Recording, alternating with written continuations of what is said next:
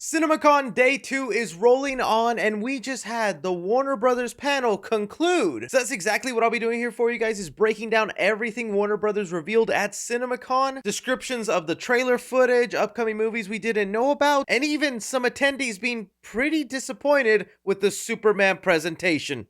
Yeah, I'll be diving into all that. Timestamps will be in the description if you want to skip around, and don't forget to check out the playlist for all the other studio presentations. We still got Paramount, Universal, and Disney as the big ones, so be sure you're subscribed to the channel for those updates. And well, right before we begin talking about the things Warner Brothers revealed during their CinemaCon panel, I gotta bring up the fantastic great news. Coyote vs. ACME is saved. Yeah, this news landed online 2 days ago, and I know you guys were expecting a clip, but because of CinemaCon week, I was pretty busy trying to get everything sorted, and I knew the best time to actually talk about it is during the CinemaCon recap for Warner Brothers, because they're the bogus company that let that movie go for tax purposes, even though later on in this video they announce another Looney Tunes project.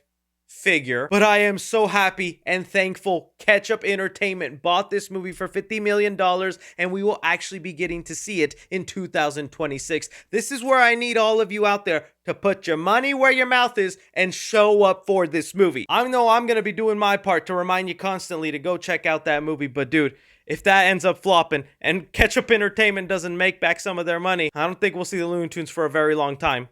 Please don't let that happen. But okay, kicking things off with the Warner Brothers panel, they started off with talking about the new Paul Thomas Anderson movie, One Battle After Another. This stars Leonardo DiCaprio. The trailer recently released online. Now, I do like Paul Thomas Anderson's work, and I will watch anything Leonardo DiCaprio is in, but admittedly, this trailer was a little weird for me. I'm still gonna go in with an open mind. Attendees just got to see an extended clip of the payphone scene with Leonardo DiCaprio, where he's trying to figure out a password, but he can't quite remember the passphrase. People seem to enjoy it, and like I said, I'ma be there. Next up, they moved on to the Maggie Gyllenhaal and Christian Bale movie entitled The Bride. The movie is described to be an almost Bonnie and Clyde adventure with Frankenstein and the bride, with the relationship they have in the movie being a punk monstrous love story in a classic cinematic way that respected these characters. I saw more than a few people who were at CinemaCon that kind of described the Frankenstein and bride in this movie to be a lot like Jared Leto's Joker and Margot Robbie's Harley Quinn. So if you were a fan of that kind of love relationship, get ready for a movie like that with Frankenstein and the Bride.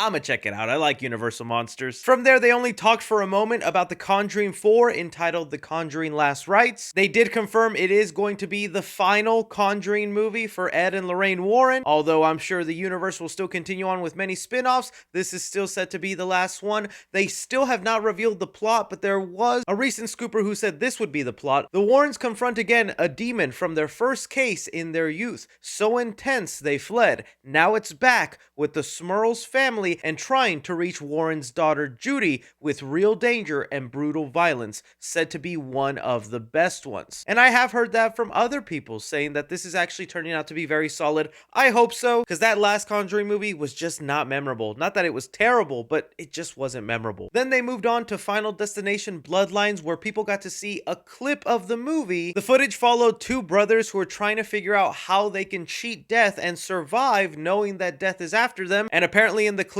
they talk about maybe killing a baby. They obviously don't do that, but then they talked about, well, I'm allergic to peanuts, so what if I take a peanut, die, let my heart flatline, and then you bring me back to life? And it looks like they try going through with that, and things end up super bloody. It involves a wheelchair, candy, an MRI machine. People who saw the footage said it's just as gory as you would expect from Final Destination, and as a fan, I like that characters are trying to figure out how to cheat death. That's always the funnest part of these movies. Next up, they had snippets of footage to show for Mortal Kombat 2, where an attendee witnessing it said this: the sizzle reel introduced some of the main characters from the sequel, including Carl Urban, who takes on the role of Johnny Cage. In one scene, Urban stands out by energetically saying, "I'm Johnny Cage, it's showtime." The iconic line brought a good dose of action and charisma, making it clear that the adaptation will maintain the essence of the character that fans love so much. After that, the boss in New Line said that audiences can expect incredible fights, epic battles, and some fatalities. I know people weren't the biggest fans of that last Mortal Kombat movie, but I really do feel like they're stepping up their game for this second one, and I cannot wait to see how much better it is than the last movie. Next up, people were then showed Zach Kreger's next movie. This is the director of Barbarian. It's called Weapons, starring Josh Brolin and Julia Gardner. And the trailer showed off the premise of the movie, which is a bunch of students in school one day go home,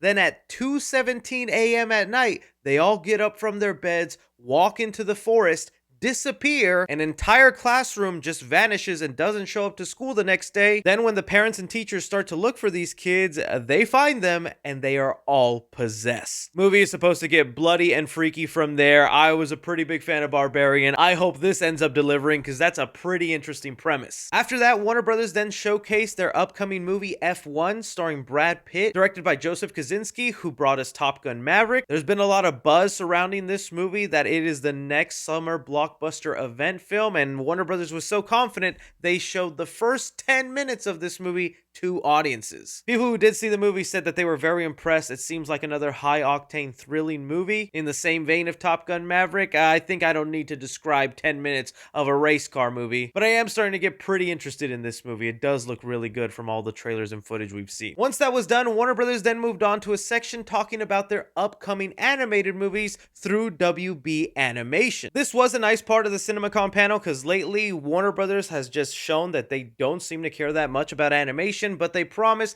that they will be making some movies based on IP and original properties. Some of the movies they only slightly talked about or showcased footage during a sizzle reel were things like Meet the Flintstones, which is said to be a super colorful and vibrant movie. I remember watching some Flintstones as a kid, so I'm kind of excited to see them try to bring them back into modern day. They confirmed a Tom and Jerry movie is in the works. I just really hope it's better than the last Tom and Jerry movie. Dr. Seuss's Oh, the Places You'll Go is also getting a movie that's in the works. And to my very big surprise, they did have a logo for Looney Tunes saying that they are working on a Looney Tunes animated movie.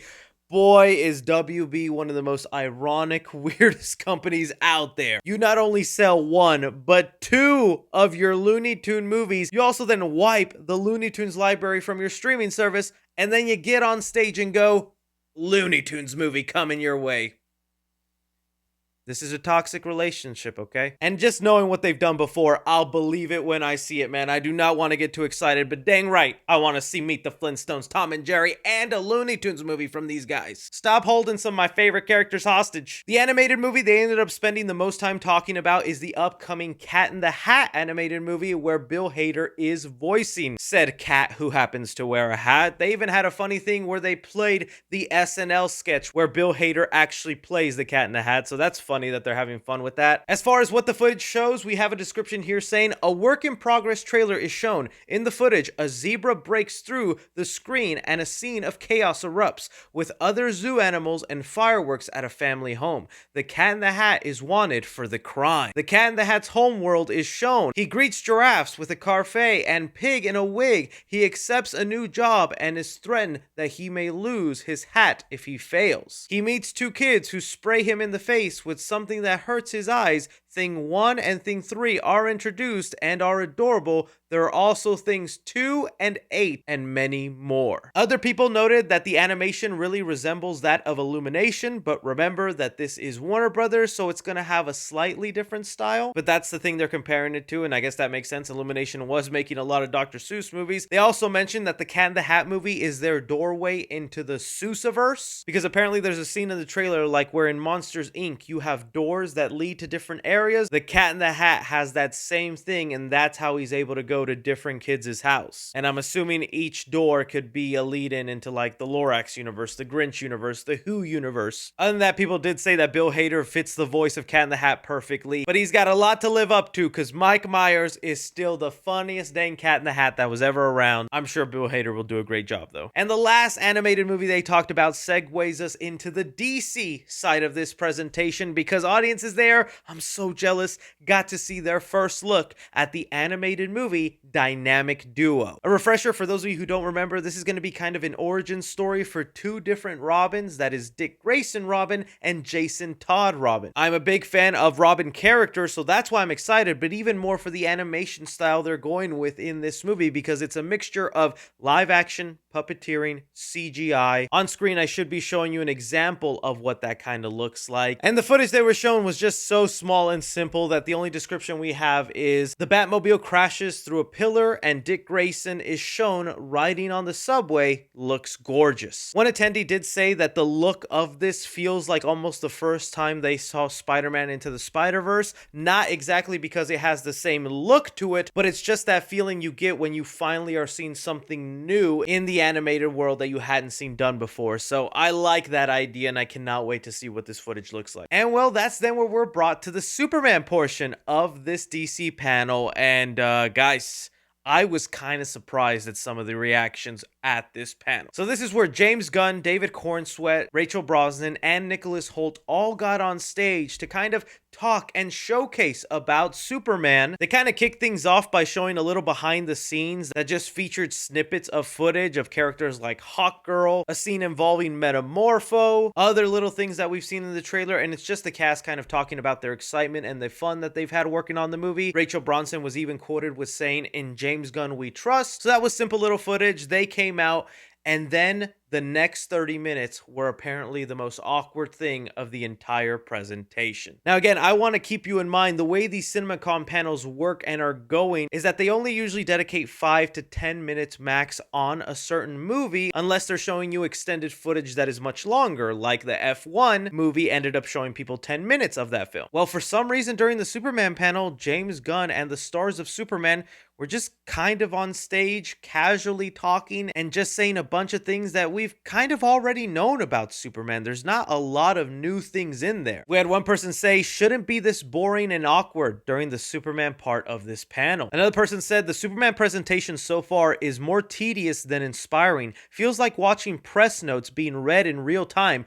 I appreciate the enthusiasm, but I'm gonna need to see some footage." Another person said, "The entire 30-minute talk before this clip was so we need a lot of media training. That was painful." Another person said, "The Superman presentation is going on way too long." And there are actually plenty more of audience members that were reciting that. Now, I don't bring that up to stir drama or to hate on this movie. You guys know, very excited for this Superman movie, but it does bring up the point. What is going on with the marketing of this movie? Why are they still holding back on some stuff? I would at least think the attendees there would get a brand new trailer or something, but instead it was 30 minutes of them talking about things we had already known, like, oh, crypto's a fun part of the movie. James Gunn saying this was a lot of pressure, I hope it works out. At one point, James Gunn even accidentally called it Comic-Con instead of CinemaCon. I am gonna get to reading the description of the Superman footage, but I do think it was weird they didn't talk about any other DC movies. James did say that there was gonna be a surprise during the panel, but I guess maybe that was them just showing them the footage of Dynamic Duo, because they really only talked about 2 DC movies, Superman and Dynamic Duo, and the presentation was over. I'm not gonna get worried yet, but man, this is a little weird. But as far as the footage that got shown that you'll probably actually be able to see this weekend, because they did confirm if you buy a ticket to go see the Minecraft movie, you will get a 5-minute preview of Superman,